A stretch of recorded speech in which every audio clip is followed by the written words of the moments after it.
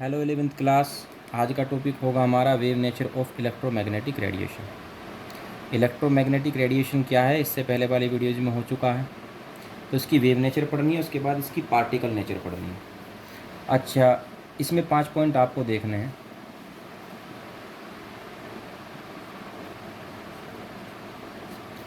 पहला पॉइंट मैंने कल भी आपकी वीडियोज में बताया था कि इसमें इलेक्ट्रिक फील्ड और मैग्नेटिक फील्ड एक दूसरे के परपेंडिकुलर होते हैं। जब इलेक्ट्रोमैग्नेटिक रेडिएशन चलेगा तो उसमें से एक, तो अगर मैग्नेटिक फील्ड इस तरह से जा रहा है तो इलेक्ट्रिक फील्ड इस तरह से चलेगा, यानी कि एक दूसरे के परपेंडिकुलर है। दूसरी चीज़, इलेक्ट्रोमैग्नेटिक रेडिएशन को मूव करने के लिए किसी भी मीडियम की ज़रूरत नहीं होती। जैसे कि साउंड वेव को चलने के लिए कोई ना कोई मीडियम चाहिए होता है, लेकिन इलेक्ट्रोमैग्नेटिक रेडिएशन वैक्यूम में से भी चल सकता है। जैसे कि आपका लाइट भी एक इलेक्ट्रोमैग्नेटिक रेडिएशन ही है। लाइट हुआ, एक्सरे हुई और रेडियो वेव हुई, ये सब इलेक्ट्रोमैग्नेटिक रेडिएशंस हैं और इनको मूव करने के लिए किसी भी मीडियम की ज़रूरत नहीं होती। तीसरा है, इलेक्ट्रोमैग्नेटिक रेडिएशन को बताने के लिए हमको दो चीज़ें चाहिए होती हैं। एक तो फ्रीक्वेंसी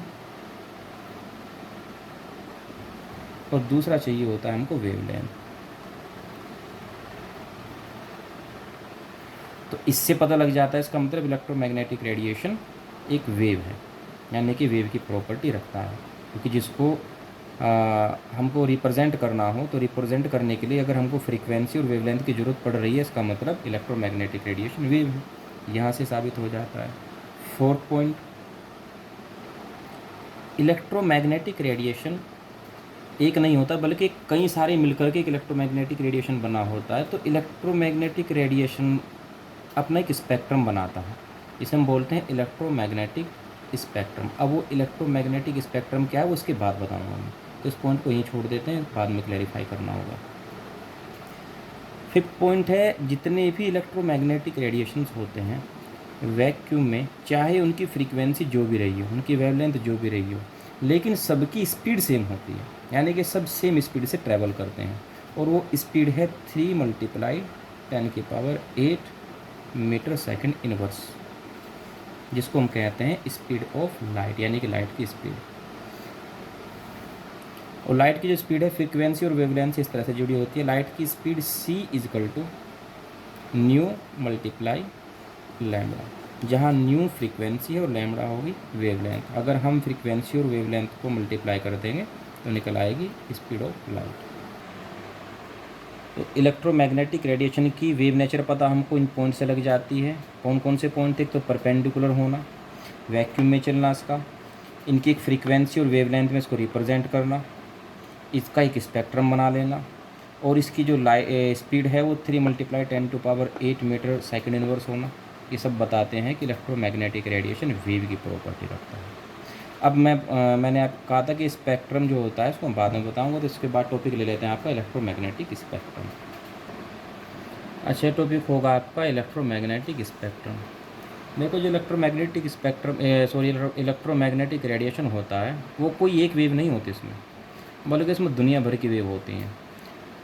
वो सारी वेव मिल करके ही इलेक्ट्रोमैग्नेटिक रेडिएशन को फॉर्मेट कर रहे हैं। अच्छा, अब इसमें क्या होता है कि इनमें जो वेव होती हैं इनमें डिफरेंस होता है इनकी वेवलेंथ और फ्रीक्वेंसी को लेकर के।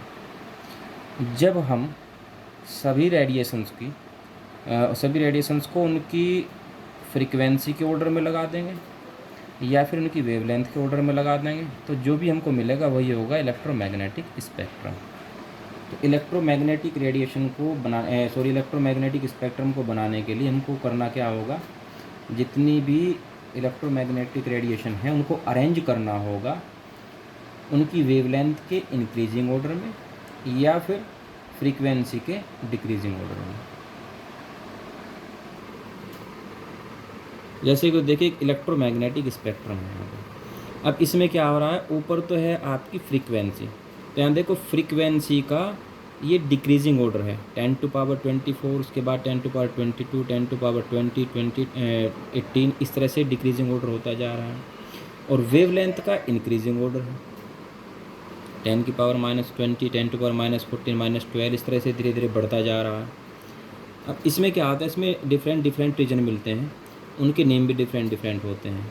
जैसे गामा रेज का रीज़न हो जाता है, जिसमें अगर हम फ्रीक्वेंसी देखें तो 10 की पावर 20 मान करके चलिए 26 के समथिंग है, 26 के बाद और 21 के आसपास तक। तो ये आपका मिल जाता है गामा रेज। इसमें आप देख लीजिएगा, अपनी बुक में भी देख लीजिएगा कि डिफरेंट रीजन किस किस फ्रीक्वेंसी पे या फिर किस किस वेवलेंथ पे मिलते हैं। इसमें से आपका विजिबल स्पेक्ट्रम हो जाता है, जिसकी जो फ्रीक्वेंसी है वो 10 की पावर 15 मान कर 15 के आसपास आती है। तो ये भी डिफरेंट की वेव से मिल करके बना है। आपने पढ़ी रखा है वेव की ओर। तो लाइट का जो अल्ट्रावेव पार्ट होता है, अल्ट्रावेव रीजन है, वो यहाँ पर है। लाइट का जो इंफ्रारेड रीजन है वो यहाँ पर है। इंफ्रारेड जिससे चीज़ों को गर्म किया जाता है। और जो विजिबल रीजन है वो यहाँ पर आ जाता है। और विजिबल रीजन कितने टाइप के कलर से मिल करके बना है? 7 टाइप के कलर से। और इन कलर में डिफरेंस किस चीज़ का है?